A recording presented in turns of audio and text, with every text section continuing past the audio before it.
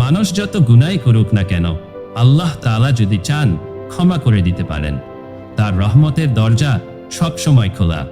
পবিত্র কোরআনে তিনি ঘোষণা করেছেন, হে আমার বান্দারা, যারা নিজেদের প্রতি জুলুম করেছ, তোমরা আল্লাহর রহমত থেকে নিরাশ হও না।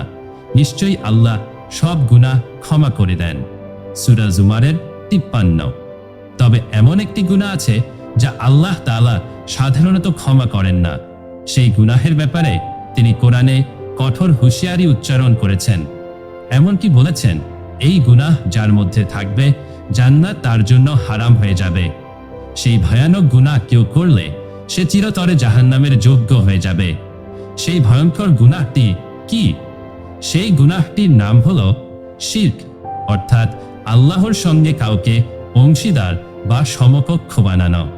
এটি এমন এক অন্যায় যা আল্লাহর একত্ব ও শ্রেষ্ঠত্বে হস্তক্ষেপ করার শামিল। কোরআনে ইরশাদ হয়েছে, নিশ্চয়ই আল্লাহ তার সঙ্গে অংশীদার করাকে ক্ষমা করবেন না। তিনি এর নিচে যা আছে তা যাকে ইচ্ছা ক্ষমা করবেন। যে ব্যক্তি আল্লাহর সঙ্গে অংশীদার করে সে মহা পাপ করেছে। সূরা নিসা 48। শিরক কি? শিরক হলো আল্লাহর সত্তা, গুণাবলী বা কার্যকলাপে কাউকে অংশীদার বানানো। কখনো জেনে আবার কখনো না জেনে মানুষ এই গুনাহ করে ফেলে। যেমন কেউ আল্লাহর বদলে অন্য কিছুর উপর নির্ভর করলে, অথবা কারো প্রতি অতিরিক্ত ভয় বা সম্মান দেখিয়ে আল্লাহর অধিকার লঙ্ঘন করলেও তাও শিরকের অন্তর্ভুক্ত হতে পারে। শিরক থেকে তওবা করলে কি হবে? কোনো ব্যক্তি যদি অজ্ঞতাবশত শিরক করে ফেলে, তবে সরাসরি তাকে মুশরিক বলা হয় না। তবে শর্ত হলো বিষয়টি জানতে পারার সঙ্গে সঙ্গে তাকে তওবা করতে হবে। আন্তরিক অনুতাপে তওবা করলে আল্লাহ ক্ষমা করে দিতে পারেন। আল্লাহ বলেন, তবে কি তারা আল্লাহর কাছে তওবা করবে না, তার কাছে ক্ষমা চাইবে না? আল্লাহ তো ক্ষমাশীল, পরম দয়ালু। সূরা মায়েদার ৭৪। জান্নাত হারাম হয়ে যায়। যদি কেউ শিরকের ভয়াবহতা জানার পরও এতে লিপ্ত থাকে এবং তওবা না করে মৃত্যুবরণ করে, তার জন্য জান্নাত চিরতরে হারাম হয়ে যাবে।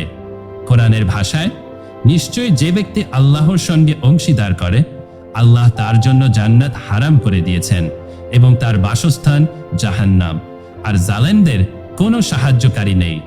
সূরা মায়েদার ৭২।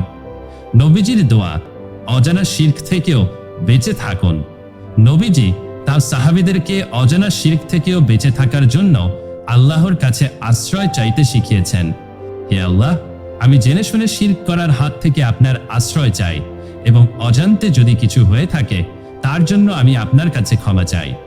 আদাবুল মুফরাদের ৫৫১।